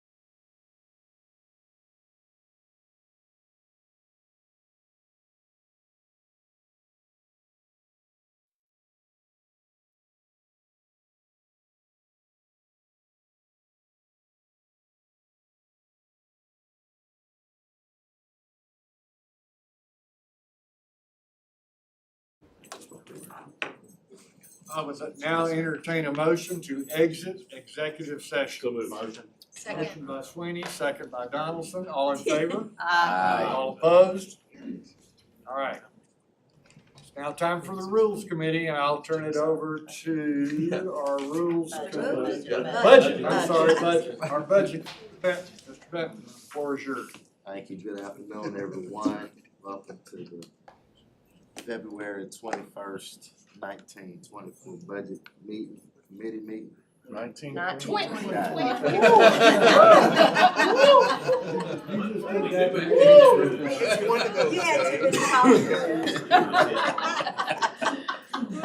That was a good lunch, wasn't it? You ready to go to bed? My apologies, 2024. I hope I got it right that time. Yes. Sleep deprivation is real. Anyway. Babies are wonderful. We're here for you. Yes, indeed. And I'll turn it over to Russ, for item number 1. Item number 1 is a grant amendment for FY 24 federal high school program grants. The purpose of this grant amendment is to allocate FY 23 carryover of purchase funds for LEAs. The amount of the grant amendment is $1,275,726, which brings the total grant not to exceed $23,131,500. Thank you, Russ. Any questions? All right, item number 2. Item number 2 is a grant amendment for FY 24 federal formula grant allocations. The purpose of this grant amendment is to adjust the FY 24 federal formula grant allocations to LEAs due to changes from the U.S. Department of Education and the need to incorporate awards for new and expanding charter schools. The grant amendment is $347,176, which brings the total grant amount not to exceed $701,793,200. Thank you, Russ. Any questions? All right, item number 3. Item number 3 is a contract with TextHelp. The purpose of this contract is to secure a statewide license for assisted technology software to help remove barriers and provide access for all students with disabilities in Georgia. The total contract is not to exceed $685,603. Thank you, Russ. Any questions? This will be available, this will be available to our state schools, correct? That's what I'm asking. Yes. Thank you, Mr. Rowe. Item number 4. Item number 4 is a contract renewal with American Institutes for Research. The purpose of this contract is to provide training materials to support local education agencies with the implementation of the Individuals with Disabilities Education Act. The amount of this contract is not to exceed $289,999. Thank you, Russ. Any questions? Okay. Is this also available for state school with it being IDEA compliant? Yes. Sean, can you tell us a little bit about the content of this? I will, so we're looking at a possibility of 12 modules, so. I can't hear it. May you come up to the microphone?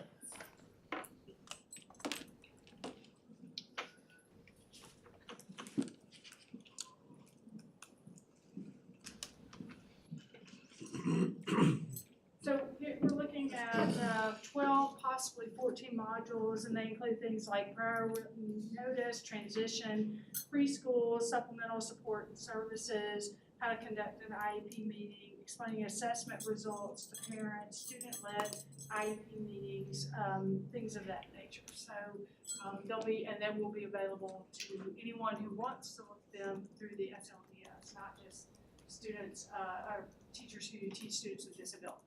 So second, is Dr. Johnson that's coming to you, is she gonna be working with this in some way? Well, As- we collaborate constantly with the SDI division, so absolutely. Okay. We were very impressed with the Dr. Johnson and Stephanie Johnson, Yes. and Rommel, when they did their presentation at Yale, and the collaboration that's going on, and the need for our special needs kids to have the content developed at their level, the resources developed. is this a first start in lots of starts? So we have many resources already available to support students with disabilities, to support teachers, to support building level leaders, to support administrators. So yes, we have a robust plethora of resources that are already available, but we obviously want to continue ongoing support to the districts and teachers and students. Thank you.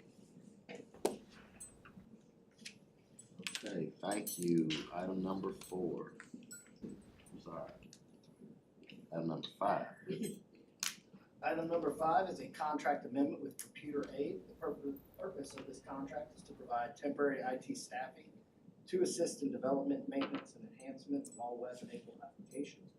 The total of grant amendment is $3,500,000, which brings the total contract not to exceed $13,100,000.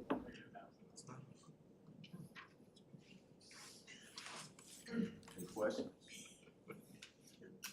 Item number 6. Item number 6 is our FY24 school-based health center for Hall County. These grant funds, in alignment with the governor's school-based health center initiative and support, will provide renovation and infrastructure funds for a SBHC at Chicopee Woods Elementary School in Hall County. The total grant amount is not to exceed $308,000.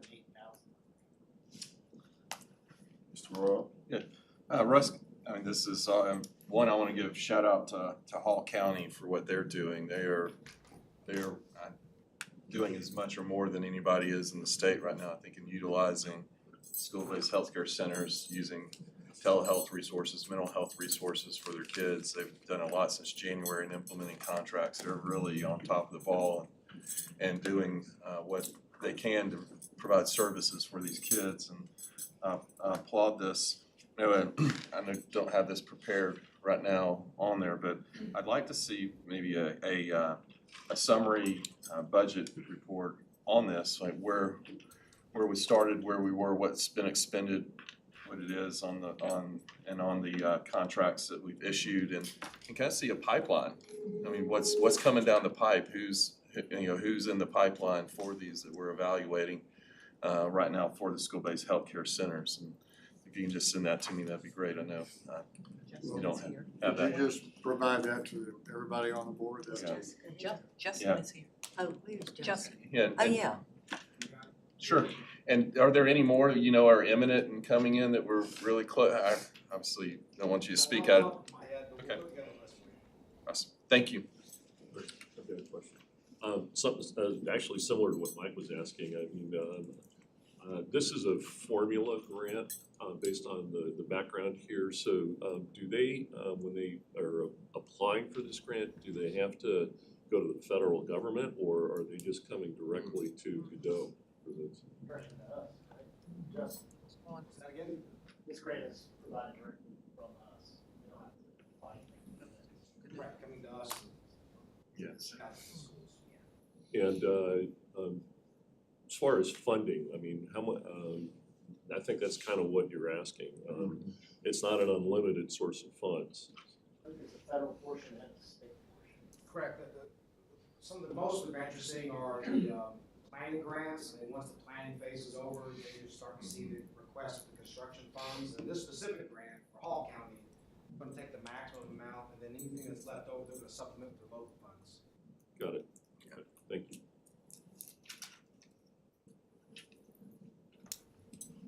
Any other questions? Russ? Anything on items 7 and 8? I have a question on 7 and the 50,000 to 250,000 contracts. The frontline education. Just have a question regarding that. I know it's for the to support 15 rural school districts with recruitment, retention of employees and all. Is that something that could be used in our state schools to help with the recruitment and retention of employees in our state schools? Problems online. You're correct. So that's a software program that helps with recruiting that we've been able to provide for those 15 rural districts. And I mean, it's definitely an option. That would be up to the state schools if they chose to use that. Okay, thank you. Ms. Kenmore, were you thinking to find specialists Yes, with to using help another in the- network to yeah, find some specialists within them To just help in the process, to build that pipeline into our state schools and to help mitigate whatever they need to do in order to retain the teachers and the employees they have there. It does have access to a national database, so it's likely that it would broaden the pool of candidates that they might have. Okay, thank you so much, I appreciate it. Anything else? Absolutely. All right. One thing, Mr. Chairman, I'll abstain from that vote on number 7 because I have a conflict with Family Connections. So we could pull 7 for a separate vote. Mr. Benton, are the other items, or are you gonna recommend that they be considered as part of the consent agenda?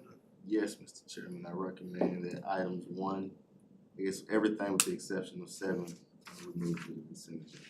So 1 through 6 and number 8 goes to the consent agenda. Number 7 will be pulled for a separate vote. Just the one item, just the one. Or we would just usually pull the Pull the one item. She'll pull the individual one item, the item. rest of those items Can go to go the to. consent. Okay, fair Which enough. item was the? Yeah, and make sure thank you for asking that question. Which item is it? It's Georgia Family Connection Partnership. Family. Yes. Oh, I see, the third one on the second column. Yes. Okay, all right, fair enough. And which item funds the virtual school thing? The virtual school, which one was that one? Oh, Dell Incorporated, Microsoft. Keith, that's under your shop. Yeah, they get back there. Yeah, the Dell, the contract with Dell and License Microsoft. Oh, yes, ma'am. And you said something about we having a yearly, an increase on use of the virtual learning platform or school? The software increase, yes, ma'am, and that is directly related to the Georgia Tutor Program. that we just. Oh, the licensing. Licensing. Okay, Kind of excited. yeah, thanks. Yes, ma'am. Okay, thank you, everyone. That concludes today's budget committee meeting. Thank you, Mr. Bennett. Before we move on to state schools, I'd like to give Mr. Ellis, our representative from District 1, a few minutes to update us as a board on, and this is, you could call this part of your professional development or orientation, whatever you want.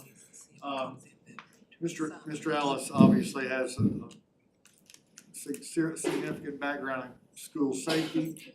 So I've asked him if he would just give us a little summary of what we're doing in the area of school safety and the items that we've taken up, what we've done in the recent past, just kind of give us a broad overview. Mr. Ellis, I'll turn it over to you. Sure, is it okay if I sit here or do you want me to stand? Do whatever you like. You can go to the podium or stay where you are. All right, I'll stand so everybody can see me.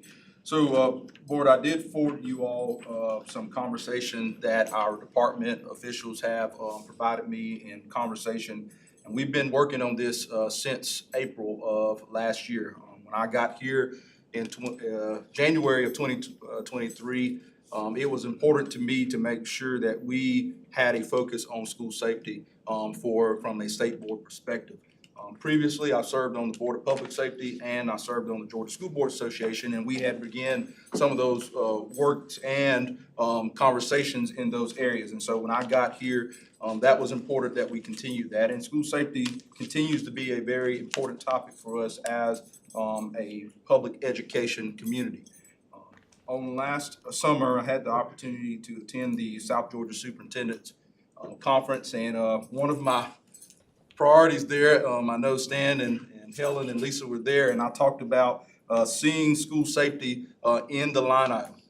And those of you who were present, I know some of the superintendents are sitting here, we can remember that we had a couple of people that were not hopeful that this would ever make it to this process. But through some of the work that we've done through the department, some of our department officials and our strategic partnerships, the governor and the speaker and the lieutenant governor has made this a priority to put this in as a line item in the state's budget. And so I'm hopeful that we can stand together and make sure that this makes it across the finish line.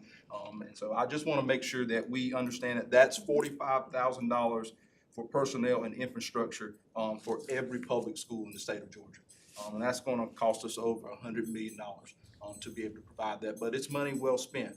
And so again, I'm hopeful that where we started, this was going to be a definite no, and we've had, 3 of the top state officials make this a priority to make sure that it's in a line item to continuously be provided for our local school districts. And so I'm grateful that those 3 individuals, along with all of the partners that have been working on this work, continues to move forward. I will tell you that our Office of Whole Child Supports, Mr. Justin Hill, Jeff Hodges, Mark Moomba, Ms. Tiffany, Matt Cadoza has been very gracious enough to communicate with me on many different times about the work that we were doing in the department to make sure that we were reaching our local school districts and supporting them in the work, and they have. And they've also partnered with GEMA, GIPSTIC, which is Georgia Public Safety Training Center, and also our Georgia Association of School Resource Officers and Educators, and GSBA to make sure that we are working together to share those resources across many different avenues. And those of you who know that we have many levels of law enforcement, federal, state, and local. And so we're working very, very, very aggressively to make sure that we connect our partnerships and share those resources through training, and also making sure that districts have available resources that they can use and have to apply these monies to having instructors come, but also the free trainings that are offered throughout the state through our Georgia Public Safety Training Center, which is in Forsyth. We also had Ms. Danielle Rosa come with us and visit with us in November of last year, and she's excited about the work that we're getting ready to start on. Yesterday, GSBA hosted a school safety advisory committee. Some of our staff were able to attend. I was not able to attend as I have taken a personal change of career jobs, and so it limits to my ability to travel as a law enforcement officer now. But I am still involved, and I'm hopeful that we as a department are continuing to be, again, at the front seat of this work that's being done in school safety. Just a little bit, I just want to go over, you have this report, but we've offered our grants and provided over $250,000 to our Georgia LEAs, and we have allocated in round 1 over $16 million, in round 2 over $10 million. The first round went to 79 LEAs, and the second round went to 58. I feel hopeful that in some of the conversation that I've had with staff that we were able to address and accommodate all the school districts in some shape, form, or fashion that applied for these grants. And if they did not, meet that threshold for eligibility, that they were given direction on what they can do to come back to the table. And so talking with staff, I think that we're able to touch all the school districts who took the time to apply for these grants. And then there's hope for, future opportunities. I will tell you that through this allocation, if we get across the finish line, it's going to really help when you think about a police officer's salary. And of course, it's going to be different from what it is in South Georgia and North Georgia. $45,000 is going to go a long way in South Georgia. Now, in North Georgia, you're going to have to add probably another $20,000, $30,000 to that, but it will give those school districts an opportunity to move the needle if they haven't already, and if they already have local law enforcement partnerships or their own school police divisions. This is going to help their budgets and be able to hire more personnel, get better equipment, improve security measures, cameras, metal detectors, and all the things that go into making sure that schools are safe. But also shifting that focus to not only thinking about this security, but also safety. What things will be putting in place to help with our challenges of our juvenile system? What partnerships can we better form with the Department of Juvenile Justice? Because they're not held to the same standard as a regular adult through the prosecution of of law. They have different, rules and different guidelines as how we handle juvenile offenders. And so there's work to do there, but I feel hopeful that with the allocations of the grants and the proposed money, that we will be able to move the needle and become a little better in our services for school safety as a state, and making sure that every school district has measures put in place, from having officers to having security equipment. And the most important thing is making sure that we can have an allocated resource officer in our school. Not a police officer who wants to throw them up, bust them up, and kick down doors, but somebody that can develop relationships with kids. As I've shared with many of you, that when I became a resource officer back in 13, 14, it was intimidating. Put him in the school, he can scare kids. And I began to work and change that. I began getting involved in the athletics, many of our school programs, which led me to running for school board, because I thought that there was more for me to do at that level than just be a school resource officer, which allowed me to come here and serve. And so there's a lot of work that is to be done, that can be done, but I am hopeful that the funding is being put in place now for us to be able to move in those areas of improvements on school safety and security. And so I know Mr. Jeff is here. They have a lot of different things, as you can see, that's outlined. But one of the things before I close, I want to talk about our strategic partnerships. There is a number of partnerships that are working in conjunction with DOE to make sure that all of this work is properly disseminated throughout the state, but also supported in our districts. Nick, can I ask you this? I think I called and we kind of had a conversation. Is any of that money going for mental health support, because safety in the school? Are you working with Justin, can you speak to that? I'm not. And also, while he's coming up, you and I talked about that school safety and anti-gang endorsement. And I started looking, there are several systems that are already putting in a protocol and working on that. So maybe you could give us I thought it was very interesting on what was going on. I hear the question of this transition out. Yes. Is there a portion of the monies or the grants that going towards the mental health, is what she's asked? Oh, it is allowable. I'd say the top three, and I think this might be in the memo, the four top trend items are behavioral health prevention and interventions kind of programming. So that's definitely happening. The school resource officer, that's not a surprise. Definitely we're seeing applications that are looking at that. Looking through the lens of trying to create a prevention kind of mindset, which has been really healthy. In fact, that kind of thing from these grants are going to carry over to the school safety conference this June. One of the main themes is prevention. So you'll see a healthy balance between law enforcement and behavioral health, trauma-informed leadership that is focused on emotional intelligence from the staffing and building relationships. We have several sessions. In fact, we're vetting those. So from the grant to our professional learning, it's all a consistent thing. Okay, but the 50,000 that he's talking about was not part of that, right? This is, okay. Right, there's about 3 lines of effort that have occurred. We've had the Stronger Connections grant that has come through our office. We've had $50,000 come through the facilities under Russ Rowe. And we've had REI have a rural focus with their $50,000. So it's been a nice, and then the 45, I think, like you said, we're ready for some guidance. And I'll close with this. Those of you who know Danielle, she is a woman of her word. She is going to be sending each and every one of you an invite to the September fall. This is the executive seminar that is hosted at Gypstick, and this is free for all of us and superintendents and police chiefs and sheriffs and anybody who wants to attend. That's a part of public education and law enforcement. And this will give you a glimpse of some of the SRO trainings that are being implemented through Gypstick, and we'll give you an opportunity to hear from some of the strategic partners, GEMA, GSBA, and other partners from the Georgia Chiefs Association, the Georgia Tactical Officers Association, and so there's a lot of associations in our law enforcement partnerships as well that supports the work of school safety and school resource officer implementation. And the summer conference is hosted by DOE and GMA, and that is scheduled as well. June 3rd through the 5th. June 3rd is Professional Learning Days to really help districts put together their plans on how to be prepared for natural disasters and emergency preparedness. And we're working together, vetting sessions together. So the first time, DOE and GMA are just like this. So as papers are coming in, presentations, we're vetting them together. Make sure we have a nice balance.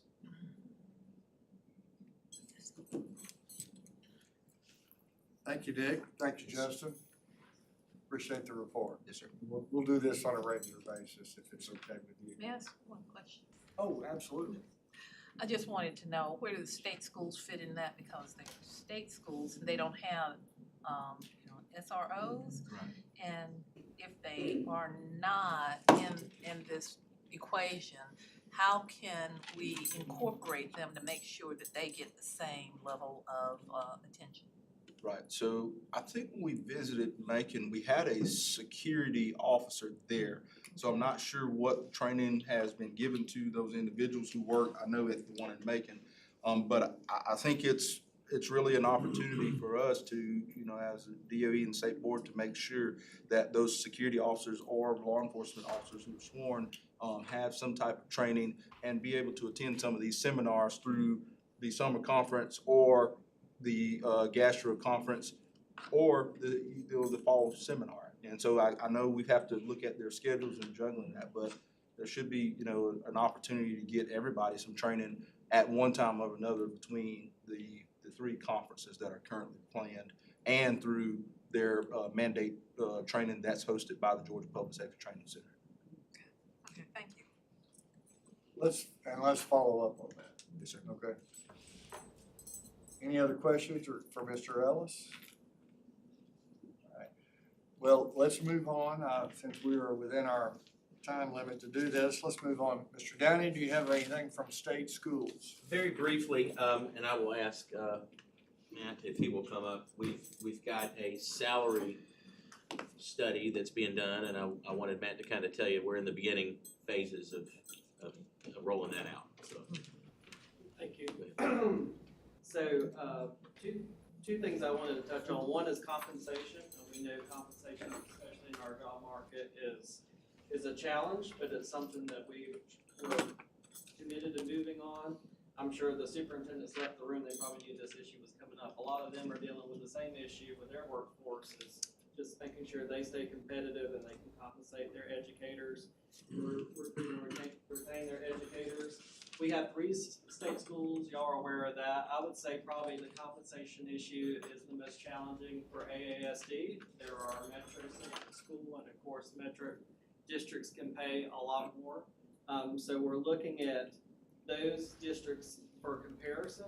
I wanted to briefly tell you what we've done on the compensation front. One, of course, Governor Kent announced in December the $1,000 one time around Christmas time that was given to staff members.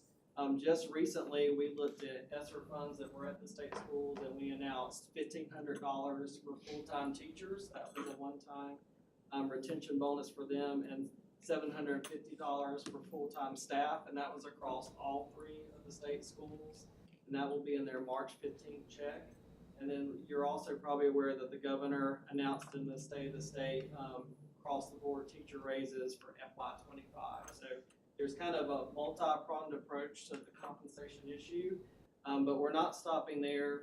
Chairman Downey mentioned we're going to be contracting with a third party to do a salary study. We want to make sure this group has experience with looking at school settings. It's a little different from looking at a state agency versus schools, but we're going to make sure they have that experience. And then we're looking at an aggressive timetable. Our expectation is for them to have recommendations and us to take action by the beginning of the next school year. So we're going to be working swiftly on that front. And then the second issue that I mentioned is culture. We're really looking at the agency and across the board. We want to be as responsive and supportive as possible.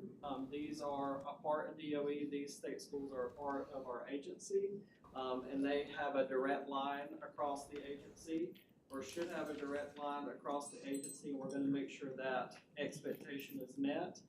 Superintendent Woods recently appointed Vanessa Robish as special advisor to the state schools. Vanessa, if you could come up for a second. Y'all probably know Vanessa, those of you that's been on the board for a while. She was the longtime leader of AASD and veteran educator, and I'm gonna let her talk briefly about her role. Thank you for having us. My role is really to take a look at all the things that you've talked about, and I know that several members have keep bringing back to state schools. How's this going to impact state schools? And so to really look at leveraging all the things we're having at DOE, we have very nice relationships with so many of the departments, but sometimes we get bogged down in our own work. So really taking a look at how central office, how the schools interact with the rest of the agency, and really taking advantage of all the knowledge that's around, and trying to get that a little more efficient, and getting things to keep going, get the momentum. Like sometimes we start, but then so many fires pop up in a school, and anybody who's been in a school, you know how that is, or in different environments. And so really looking at what exactly are the issues, hearing from the schools, bringing it to central office, getting the board, getting the rest of the agency involved when needed, and trying to make sure that that happens as smoothly as possible.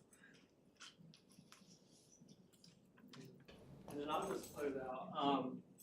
We all want to work together, the board, the department, our state schools partners. We want what's best for the schools and the students.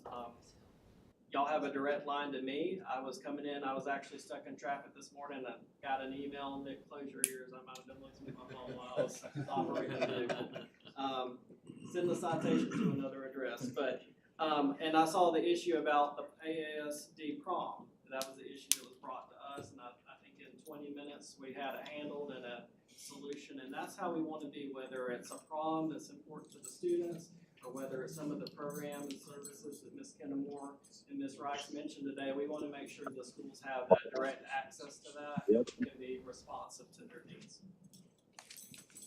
That's good. Does anybody have any questions, thoughts, or comments? One other thing, I know that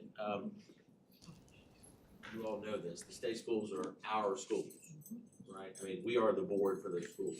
If you all plan on making a site visit at any time, which we're entitled to, just let me or Stan know that you're going, and I'd like to hear how it went, that sort of thing. And I think it's good if we drop in from time to time. I think them continuing to see us engaged. We've been trying to host events there. You know, we had the August meeting last year in Macon at GAB. I think that goes a long way, and we talk about culture change and just trying to continue to encourage them to do the best that they can. And so I think that's the biggest takeaway from that. But does anybody have any questions for Matt? Kenny couldn't make it today, so let's get one. I have a question.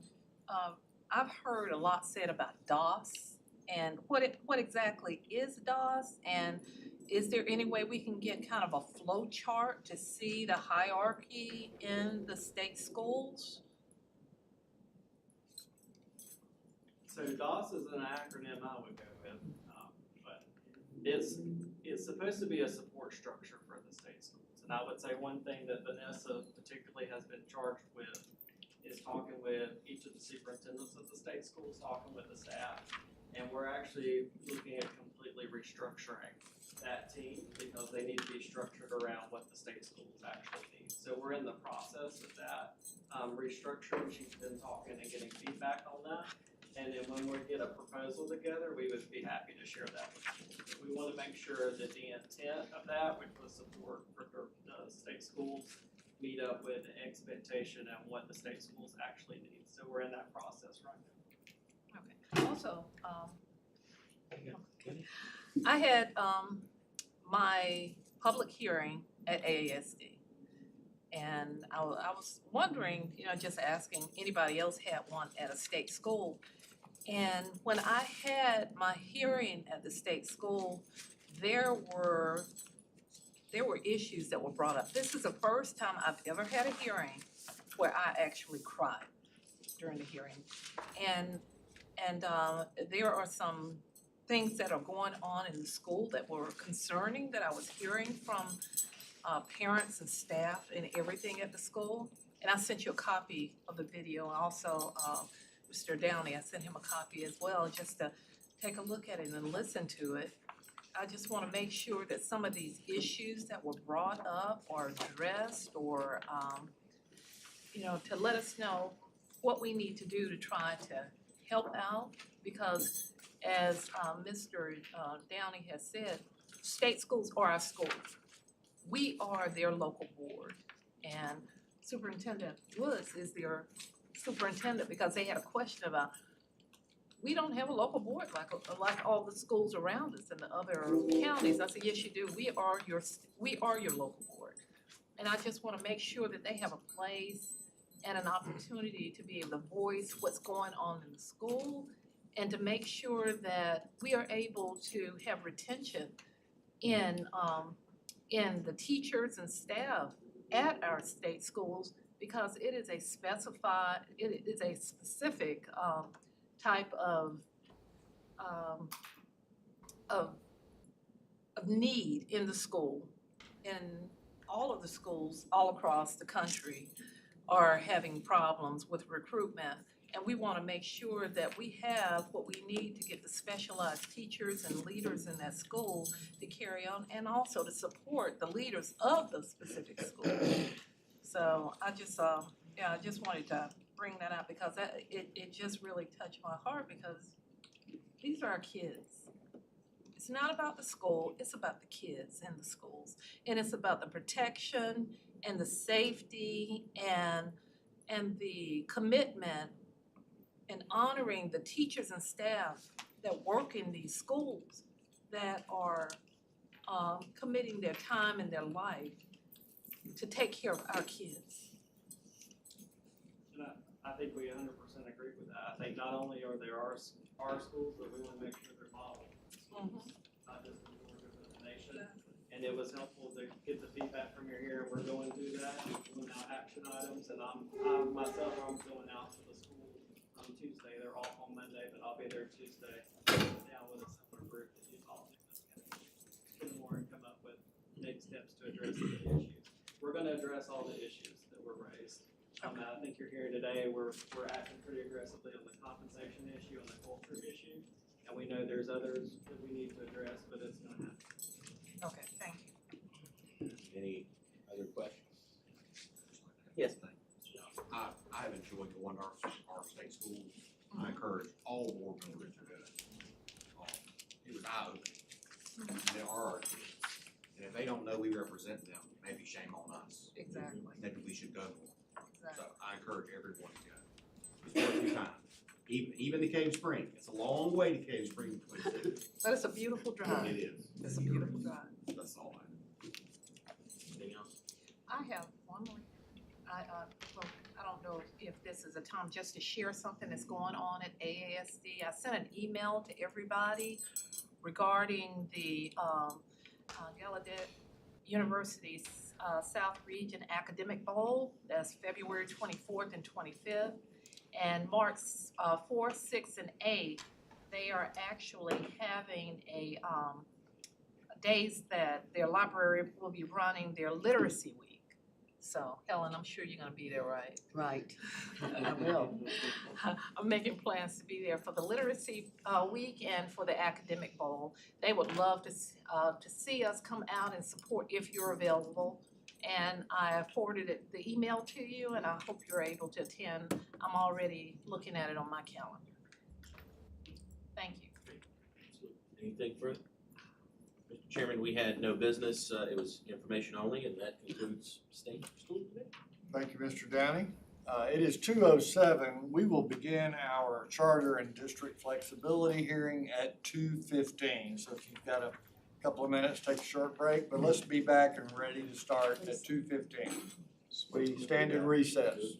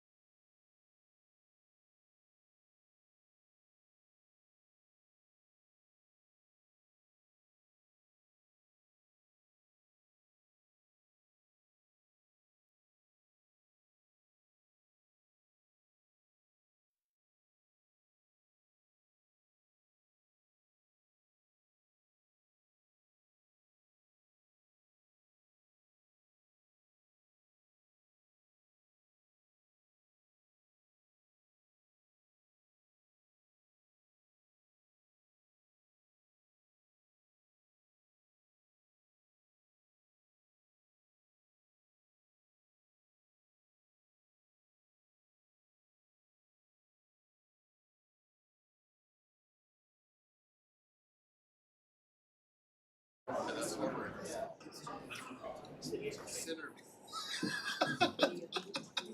Yeah, right?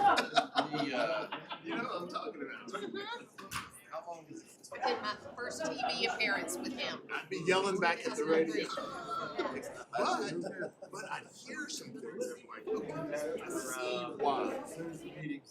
Yeah, So, he was a little crazy, sorry. A little. Question.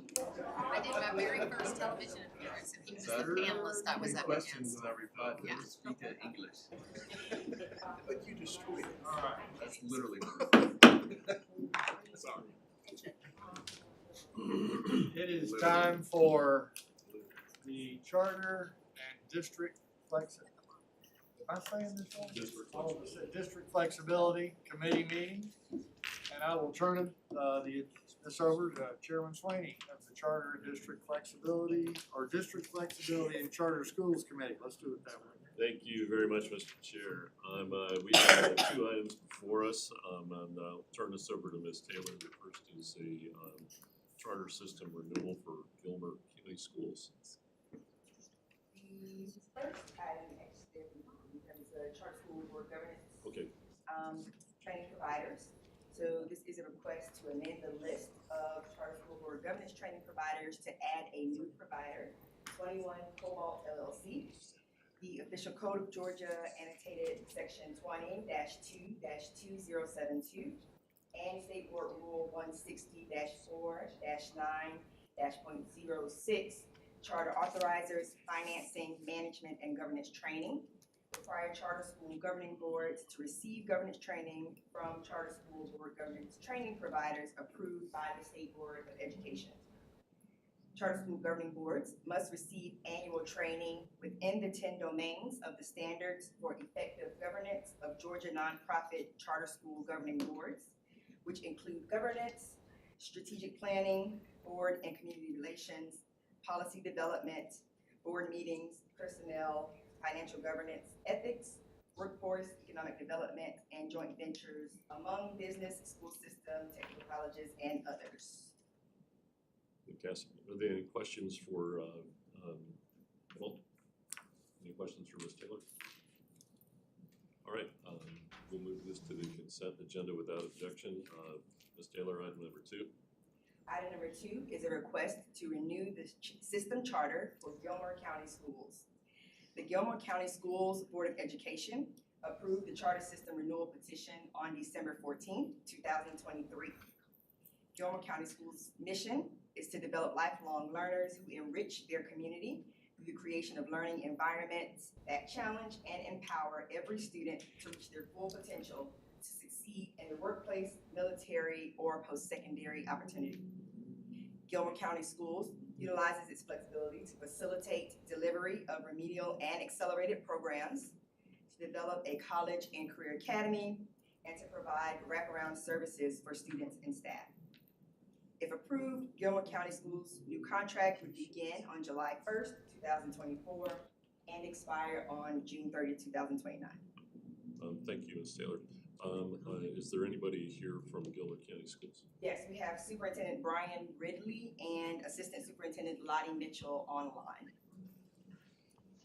Thank you very much, Dr. Ridley, and thank you for being here today. Is there anything you would care to offer regarding this petition?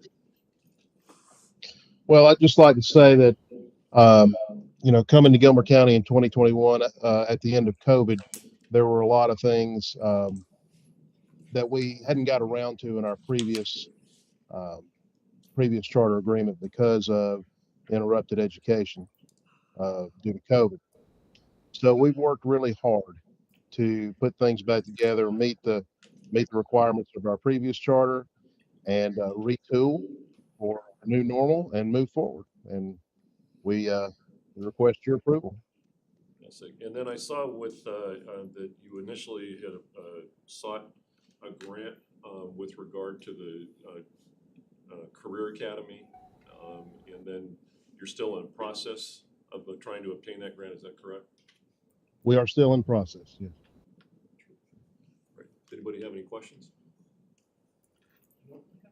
All right, without objection, we'll move this to the consent agenda for approval. And thank you very much for being with us today. Thank you very much. Mr. Chair, that concludes the matters for the District Flexibility and Charter Schools Committee. All right. Thank you, Mr. Swaney. Before we adjourn, let me just remind you that we will reconvene in the morning at 9 o'clock. We will have a combined chair and superintendent report. We're gonna take the time for both of our reports and use that for the Georgia Literacy Report Plan update from Amy Denty. As I said earlier, anybody she wants to bring with her, to kind of bring us up to speed about where we are with the literacy plan and the collaboration with the Council on Literacy. I know that you couldn't miss the fact that there are a whole lot of superintendents in the room today. That's part of the leadership cohort that GSSA is operating for experienced superintendents. It's not a new superintendent's orientation or development program. It's an executive coaching, and I believe they're gonna be back with us in the morning. That cohort is being led by Dr. Curtis Jones, who's the former superintendent in Bibb County. I think all of you know Dr. Jones. And I was pleased to see, how big the group size is. It's also very well represented geographically around the state. It's always large, medium, and small districts. And there's a couple of superintendents of the year in that cohort group, so that's always good to have them with us, and I hope they'll be back tomorrow. There are some other announcements that I'm gonna postpone until tomorrow when we've got a bigger audience, because many of you are very involved in some other endeavors at the national and regional level, and I just want to make sure that those are on the record. I also want to respond to a request that we hear an update on how the math rollout is going. And because we're all about literacy this month, I asked if we could defer until the March meeting. But there's some really exciting stuff that staff is doing with some school districts on the math rollout. And I know a lot of you are interested in hearing about that, so I just wanted you to know that that will be part of our agenda in March. I gotta say, we've got a Final Four candidate for the National Teacher of the Year.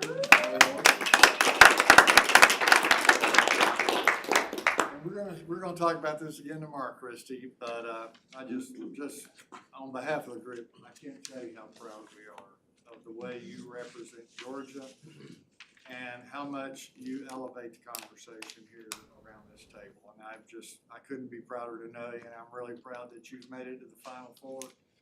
And even the governor called you out at the Winter Gale Conference and said that if you didn't win, he was gonna demand a forensic audit of the So, anyway, good luck with that. When do you find I out? leave Sunday to interview in Washington DC, so y'all send up good vibes. I'll be there Sunday to Wednesday, and then they'll announce around mid-April or so. It depends on the president's schedule, so they hold for a while. President of the United States. Yes.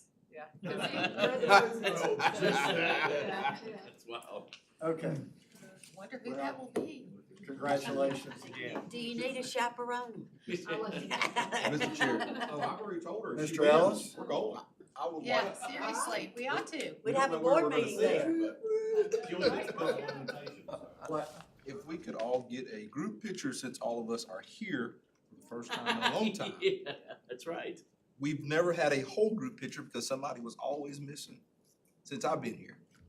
All right, That don't is anybody run out of absolutely here. correct. Where's the Let's meet. where's the superintendent too? Yeah. And with the superintendent as well, so let's just gather over there by the podium, and if we can find somebody with a camera or a phone. So we can And take, share it. so we can take a Well, picture with Take it on my our. phone, I was All sharing. in favor of adjourning?